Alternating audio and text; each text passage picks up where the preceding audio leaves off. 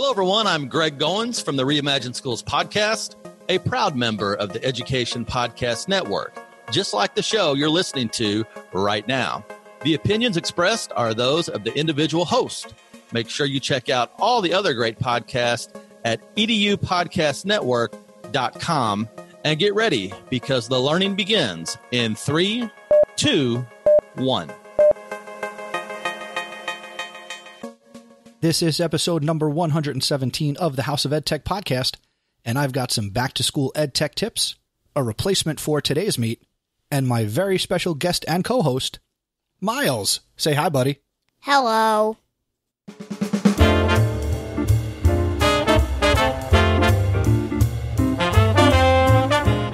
Welcome to the House of Edtech podcast. I am your host, Chris Nessie. The House of EdTech explores how technology is changing the way teachers teach and the impact that technology is having in education. I discuss technology that is changing our classrooms and schools, and I share tools and tips that you can hear today and use tomorrow. You're going to hear the stories of teachers, leaders, and creators just like you. The purpose? Whether you use it or not, technology is changing the way you teach and how your students learn.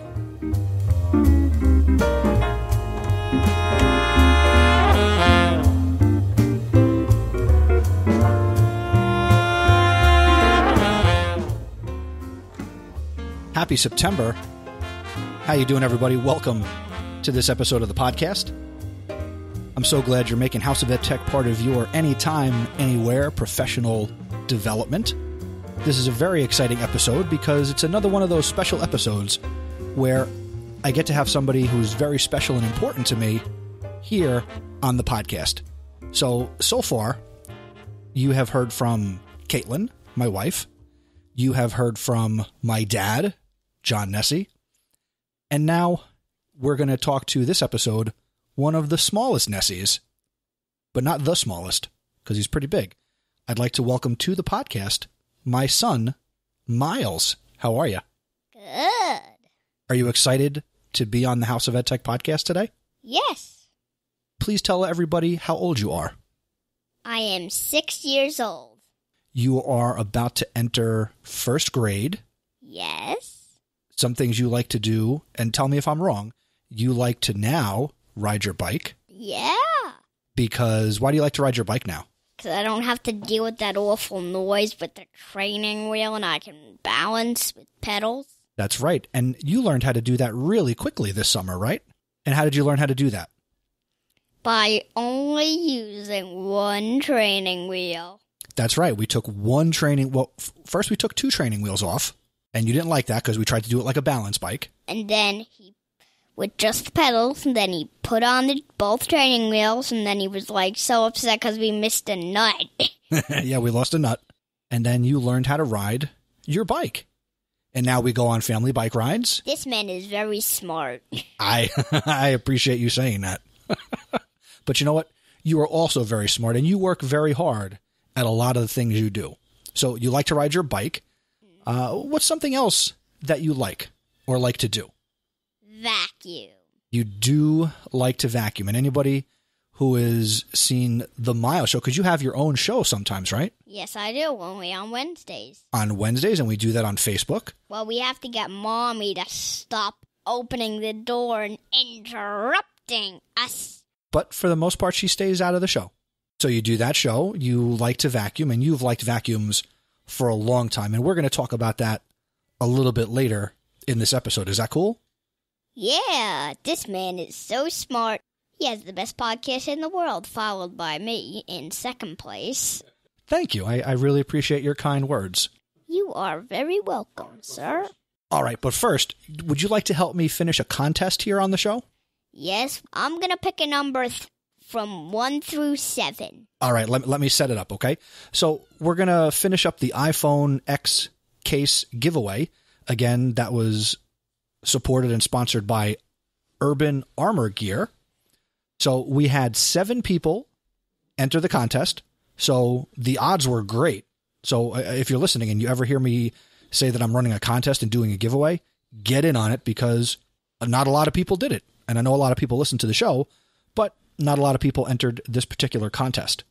So Miles, are you ready? Yes. Okay.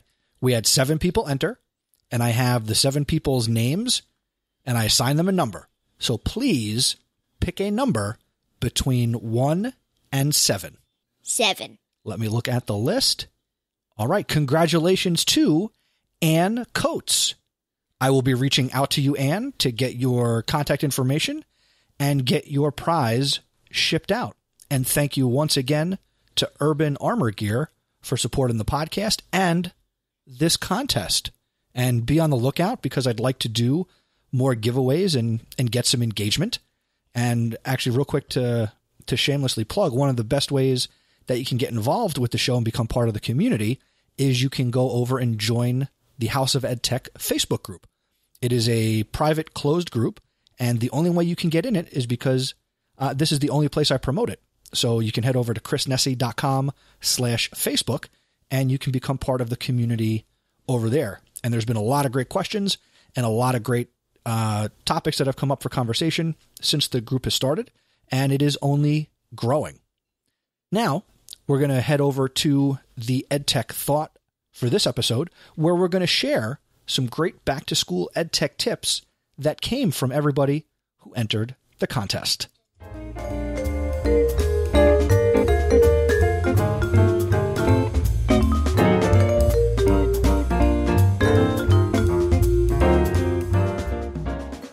All right, it's time for this episode's EdTech Thought, and I've got some great recommendations that came from people like you listening to the podcast who entered the Urban Armor Gear iPhone X contest giveaway.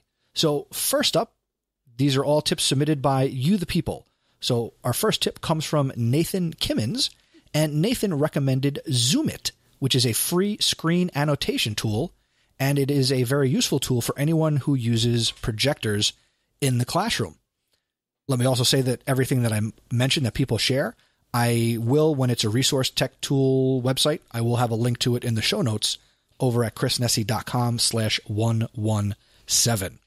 So thank you to Nathan for recommending ZoomIt. Next up, we have JP Presavento. He says, don't get lost in a sea of apps.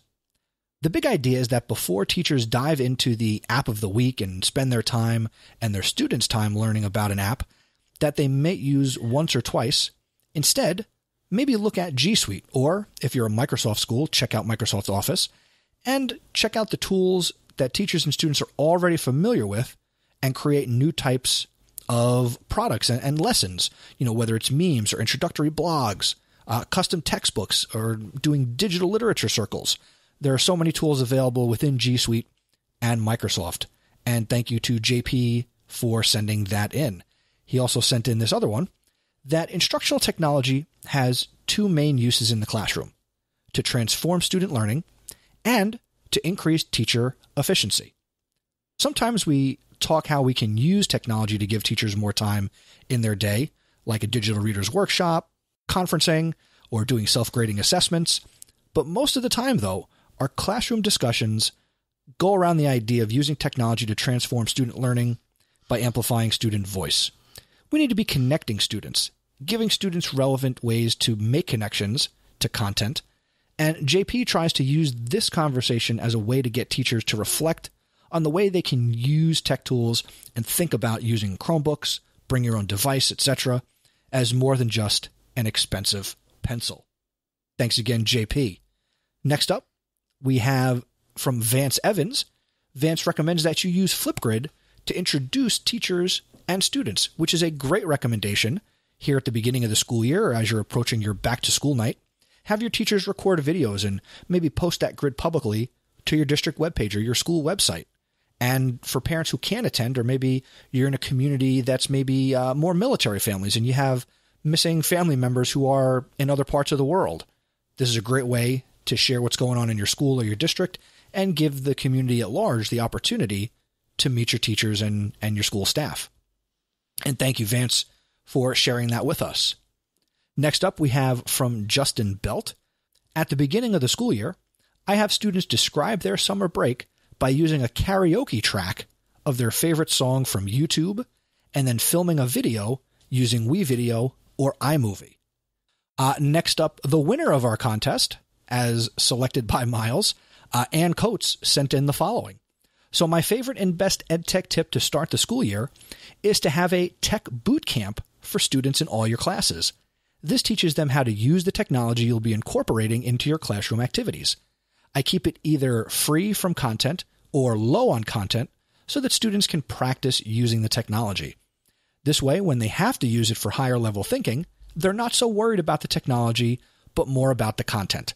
And Anne usually runs a tech boot camp that lasts about 3 or 4 days at the beginning of the school year. So that is a very valuable tip to get your students familiar and comfortable with the technology. And we have 2 more. Next up, we have from Curtis Daughtry, and his EdTech tip is to start the year off right by immediately using Remind, or formerly Remind 101, to establish strong communication between teachers, administration, and parents. So yes, definitely, if you're looking to connect with your students and their families, Remind is a great way to do that. And last up, we have from Andrew Leiser, or Leiser, I apologize, I had a 50-50 shot. Andrew says, my best beginning of the year EdTech tip would be to use Flipgrid to explain the norms of your classroom or school and vision for the whole district for your students. And by using Flipgrid to do this, I don't mean to simply be recording yourself and explaining it, but to empower your students to process, evaluate, and post their own original takes or how they understand these important things at the beginning of the school year. So a very valuable tip and a different way to use Flipgrid. So thank you everybody once again who entered the contest and sent in these great back-to-school EdTech tips. Now, even though we're now into the beginning of the school year, if you've got a great EdTech tip back to school or just something that you think you should be sharing, please go to one of 2 places. Go to chrisnessy.com/117 and post a comment to the blog that goes with this episode, or go to chrisnessy.com/feedback and send in an audio message, because I love to play audio here on the podcast. Right, Miles? Yeah. All right. And that is the EdTech Thought.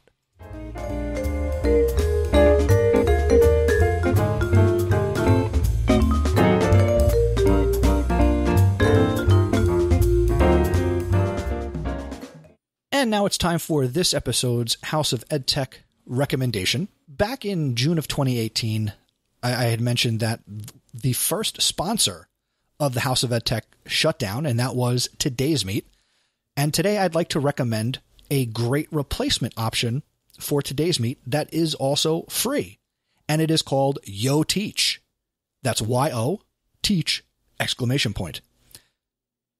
Yo Teach was developed by the Hong Kong Polytechnic University's Pedagogic and Active Mobile Learning Solutions project.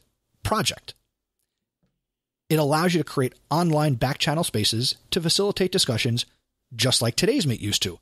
And Yo Teach has just as simple an interface. Now, if you're not familiar with back-channels, they help you give voice to every student in your classroom. Back-channels let students submit questions, respond to your questions, or their classmates' questions, and they can share observations during a classroom activity. So it kind of cuts down on interruptions, and you can kind of keep the flow of a lesson going without, all the students in your classroom, getting you maybe off track or distracting each other. And it's really easy to use. It's 2 steps. You go to the site and you name your room. There are some administrative features, but to get there, now I could give you the actual link to this, but I'm not going to say it because it's quite complicated and not as clear-cut as you would think. So what I'm going to say is go to chrisnessy.com/YoTeach, and that will take you to Yo Teach. Now, the administrative features. You can enable a room owner badge for yourself as the owner of a room. If you enable the admin features, you can delete the room. You can mute students, and you can also delete messages that get posted. And you can also get some student participation statistics. There is a like and a comment button. And you can also have the choice to do a chat room or have voting mode. And you can also set a password for the room, so that way only your students can get into the room. One of the other nice features is your students would also have the ability, in addition to posting text messages, they can also click on a pen tool and they could illustrate something. So if you are in a classroom that has touchscreen laptops or you have iPads in your classroom, you can certainly go to this site and your students can interact with the touchscreen features. So if you use back channeling in your classroom, or if you want to use back channeling in your classroom, I do recommend you check out HoET. And once again, you can get to that really quickly by going to chrisnessy.com/HoET.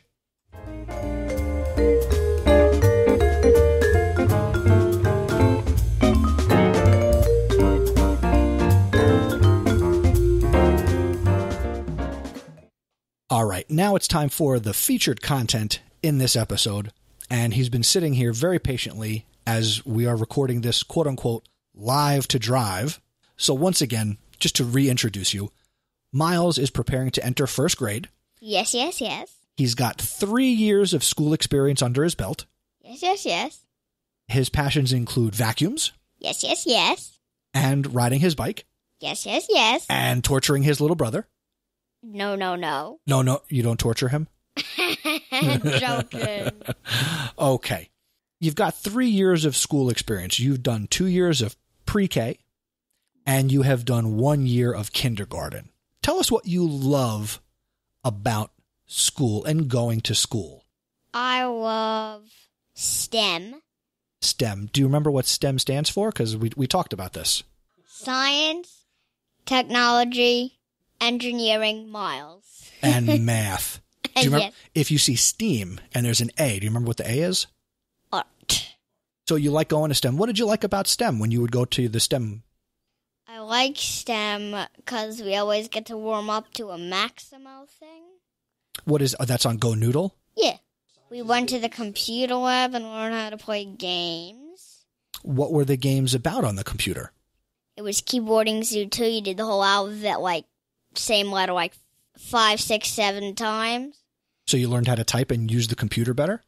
Yes, and I didn't learn this game at school, but I knew how to do it at home. It's a click and drag game.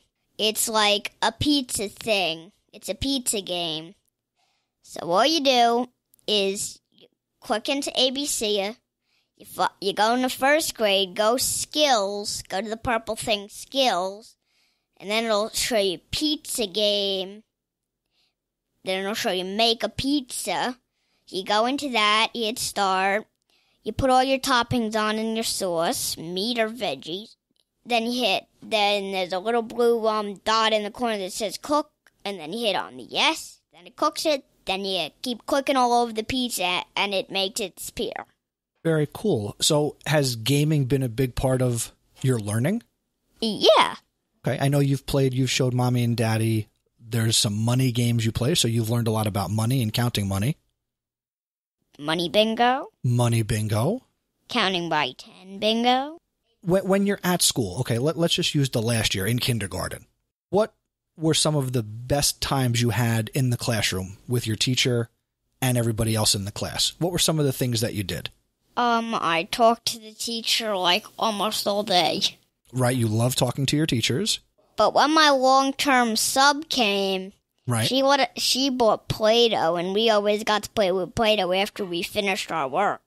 Oh, okay. You also like Play-Doh a lot, so that was... Yeah, duh. What are some of the things that you've done with math at school? We do math and STEM. I got a math problem for you. You got a math problem. All right, everybody listen up. Here we go. What's 300 times 300? What? I don't know. Oh, you're asking me? Yeah. Let's see. 300 times 300. Is it... I think it's 90,000. Here's a tip for those of you who want to do a podcast. Don't do math live while you're recording. Well, here's a tip. Call Pop-Pop. He'll know the answer. Why does Pop-Pop know the answer? Because he's a math teacher. He's a math teacher. People know that. Pop-Pop's been on the show twice. I know, because I've seen him. Seen him? Because after one show, I went to his house to sleep over I don't know if by myself, but probably with my little brother. I don't know. What are some other ways that you've gotten to use technology as a kindergartner? What are some other things you did that you would think are technology that aren't the computer? I've did technology on a smartboard. Okay. Can you tell everybody what are some things that your teacher did with the smartboard and a couple of things that you did with the smartboard as a student? We did a sentence on the smartboard. Okay. Can you give an example of a sentence that would be on the smartboard and what you would have to do? Jack and Annie went in the woods and saw a deer and went to the magic tree house. Okay. So if we put that sentence on the smartboard, what would you have to do with that sentence? Or did you like drag the words around to make a sentence? Or what did you do? I made the sentence and then I dragged it around to make a new sentence. What are some things your teacher did with the smartboard in your kindergarten classroom? When she was doing all the touching, what would she do? Well, I had a job to do before we had jobs. When Miss Perry was there before she had her baby, I always got to change the input on the smartboard. Right, so from computer to smartboard or projector. Now, Missy was a long-term substitute teacher because your first teacher had a baby. And over the summer, where did you get to go with me? To an ed camp. And who did you see at Ed Camp Jersey Shore? Miss C. And then I walk in the big room, and then I see her waving at me, and I'm like, I was going cuckoo nutso. Cuckoo nutso. You were very excited because you love Miss C. Have you ever been to an education conference before? Yes. Yes, you went to Tomorrow's Classrooms Today a couple of years ago after a T-ball day. But yeah. At Ed Camp, we picked our sessions. We went to different conversations. But you didn't even lead a session. That's the only reason I went there. I know. You wanted to see me lead something. But yes. Did you still have fun? Yes. Do you remember one of the sessions you went to, what you got to do in the session? Play with a drone, play with a Spiro. You did. So I want to give a shout out to Chris Harris and Jen Duda. They did a session on coding in the special education classroom. Now, you are not special education, Miles, but you did get to demonstrate the Sphero, and I think you got to do speed and time with the Sphero. Yes, and And you also crashed the drone into the ceiling a couple times. Yeah, and I crashed it into the wall. But that was just a couple times. But you did. I didn't know you knew how to fly a drone so well. You did a really good job. I can fly your drone easily. I think we'll have to charge the battery and give you the opportunity to fly the drone. Maybe we'll do that. Maybe we'll charge that up and we'll get that done here at the start of the school year. Very cool. What are you excited about going into first grade? Do you have any idea what you're going to do this year as a first grader? What are we going to have to do in first grade that's different? Tie my sneakers. So we're working on that. Working on bike rides. What you know how to do now on a bike? That's all you need to know. Lunch is going to be a little different. Yes. I ate in the cafeteria last year. But now? I go to the cafeteria a little later than the kindergartners. And you'll be by yourself. Your teacher's not going to stay with you. Yeah, but guess what? Guess what? I'm sitting sometimes right across from... I might be sitting right across from my old table and I'll wave to Miss Lyons. There you go. So you'll see people you know. Also, there's something you're very excited to be doing this year when you go to school. Can you tell people what you're going to be doing and who your inspiration was? I'm doing Bowtie Tuesdays. You're doing Bowtie Tuesdays at school? And that when I'll be putting cologne on and deodorant and all the other days. I won't do any of that. I'll just have a plain old uniform with khaki shorts. Nice. Now, who inspired you to want to do bow ties? Because Bowtie Joe suggested it. That's right. Bowtie Joe has been a guest on the podcast. You were here when he came over to record, so... Yes, I was, and I was going to get you to tape a piece of bowtie pasta. That's right. But we got you some bow ties. Well, you bought me a set, but you gave me your old ones that you didn't even try on yet, and now they're mine, and I'm not letting you try them on anymore. The other thing that we did some learning here over the summer here at home is, well, what do we have downstairs in the toy room on the TVs? What have we been doing all summer that we've been having lots of fun with? Nintendo. And what do you like to do on? We have a little regular Nintendo Classic and we have a Super Nintendo Classic. I like to do Mario and watch that on the Classic one and watch Daddy play Mario Bros. 3. And in Super Nintendo, that was with Classic before. Now Super Nintendo, we have the big one and the new computer one. I use the new computer one, the little one. And I like to play Match Mode with Colton. That's in Mario Kart. Mario Kart, that is right. Let's get your perspective on something that I think is important. So you are a student and you go to school. We've established that. What should teachers think about when they want to use technology in the classroom? What would you like to do with technology in the classroom? They should let students do technology with toys. What do you mean? They could look at toys and see, like, say if they looked at one side and didn't know, like on the top side, and they never looked at the bottom, see what's on the bottom, see if there's anything fun on the bottom. Teachers should let students explore toys, because we can learn from toys, right? When I first saw Kirby, I was taking apart and learning all about the pieces. So you learned by touching it and being hands-on. Yes, and then I learned how to use everything, and now I'm experiencing using the suction grip handle, which this guy is very bossy about not using it, because that makes it taller, Daddy. It does make it taller. But now you've also gotten into, you're watching some Mario videos. I don't just watch Mr. Ibaziak's channel. I watch all sorts of channels. I know you're into Vacuum Wars. Is that a new one for you? Yes. And that goes over all the features, comparing two different things. In this case, they're comparing vacuums. Yes, and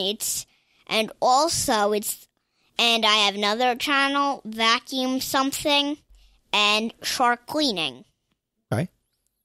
All right. So before we wrap up and finish this episode, I opened up to the Facebook group if people wanted to send questions for you to answer. So do you want to answer a couple of questions from people who listen to the show? Yes, and I'll answer every one, just like I answered every question on some of the things, like in science. I answered most of them. Okay, here we go. Here's the first question. This comes to us from Randall Black. He is from the Randall Black Show podcast. And Randall wants to know, Miles, do you see value in using Minecraft in a classroom as a student? Do you know what Minecraft is? Well, my friend David always talked about it, said you want to play Minecraft, and with some Connect blocks, mini ones with all the holes in the little connector.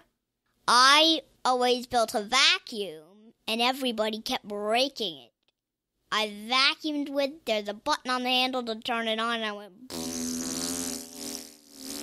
Okay, well then let me set it up. Minecraft, you can do Minecraft physically where you build stuff, but Minecraft is also on a computer, kind of like a video game, where you can build inside the computer a world and different things, and there's little characters. So do you think if your teacher said, hey, we're going to do Minecraft on a computer to learn about science, and we're going to build a world, and we're going to put the environment, do you think that would help you learn if you learned by doing it with a video game? It's not going to help me because I already know.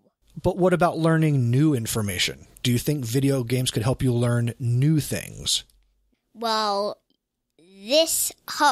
your host, Chris, my dad, he has to teach me how to play more Nintendo games. All right. Our next question comes to us from Liza Galvez Requiso. Liza wants to know, which technology has helped you the most with your learning? You know, like what I just talked about for the last question, like finger pushers, same blocks. Okay. Same little blocks. I learned how to technology building a vacuum with them. You are too funny. Well, I want to thank you for being here. I have one thing for you. One thing for me. Go ahead. What I have 2 things. 2 things now. Now I have 3 things. Now I have 5 things. I got 5 things for you. My first thing is, what do you like to use technology for to teach your kids in your class, in your school? I like to use a lot of different tools. Last year, I used tools like Flipgrid. I used Adobe Spark. I used Google Sites. And my students a lot used Google Docs, and we used Google Drive. And we also did a lot of assignments where they had to learn how to do research and find information about history and social studies and learn about geography and the land and the environment and different things about different cultures and societies. So that was something I've done this year. I'm looking forward to improving on those and doing more with them because I think that my students are capable of doing a lot more. Daddy. Yes. This is not like in my question line. This is just a question out of this line I'm telling you. Yeah. Of 5 questions. This is not going to add to make it 6. Every year we could do like a podcast before, like on every September 1st. And every time at the end of the show, you could tell me what you taught the year we're in. Okay. How did technology help you learn in school? Technology helps me learn because it makes it easier to get new information. And a lot of technology that I use makes things that I do go quicker. And it's fun. I've liked to use technology for a long time. That's pretty cool. That's a lot of technology. Yeah. What's your next question? Do you learn science? Do kids talk about science to you? We have. There's a part of the school year we talk about the history of science and technology. So we have conversations about how technology has changed throughout history. Because I remember, I'm older. I'm not an old man, but I'm older than my students. Yeah, my grandmother is older than him by 65, by 66, and he is 35. I'm 37, close enough. But we talk about technology in history, so I have to relate it to social studies. So there you go. What's your next question? How do you learn new stuff during the school year?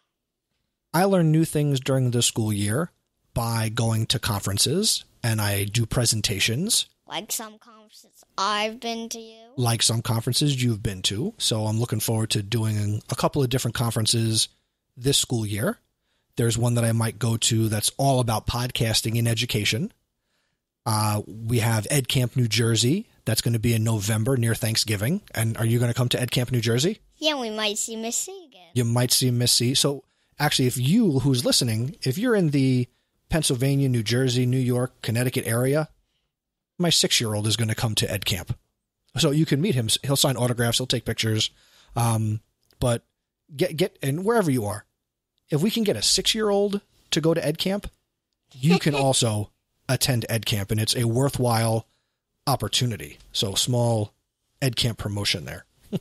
So Miles, thank you so much for being on this episode and having this conversation. Let's meet this episode's House of Edtech VIP.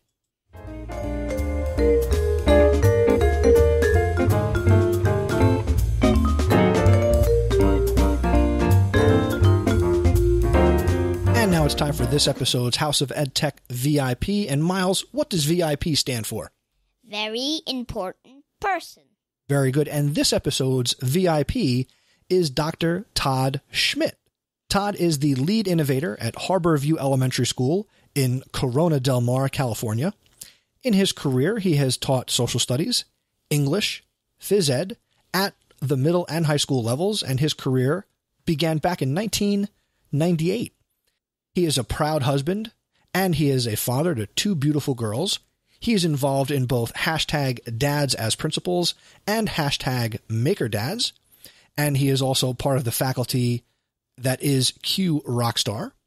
Be sure to connect with Todd on Twitter. He is at TS Schmidty, and that's TSSCHMIDTY.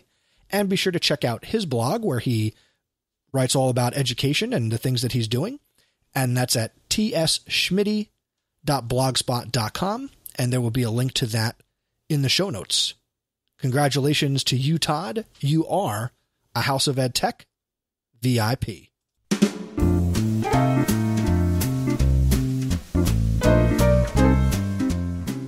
Thank you for checking out this episode of the House of Edtech podcast. This has been episode number 117. For all the links and things that we talked about in this episode, go to chrisnessy.com/117. Thanks for being here, Miles. You're welcome. So we only have a few days left of summer vacation.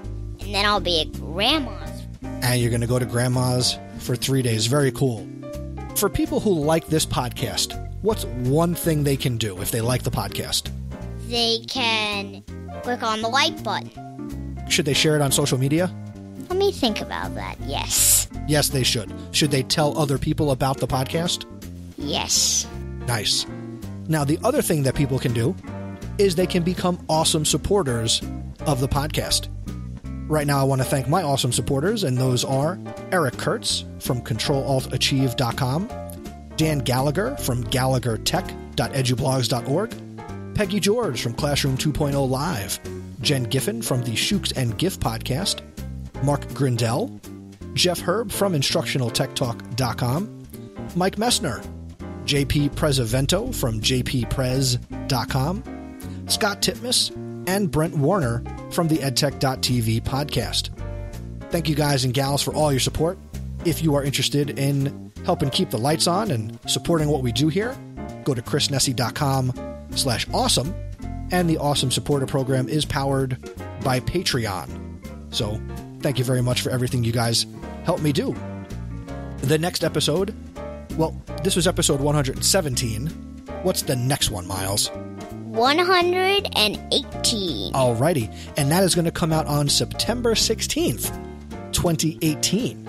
Now, do you have any final thoughts? We have a couple of seconds left. Any final thoughts for my listeners? I might be a guest on that next podcast. You very well could be. Let's see what people think. So if you liked hearing Miles today, let me know. And if you want to hear more from Miles, send your questions in and we'll get him on a future episode of the podcast. Very exciting stuff. Until next time, thank you for learning with me and Miles. And remember, using technology isn't difficult. You just gotta try it out. You just gotta try it out.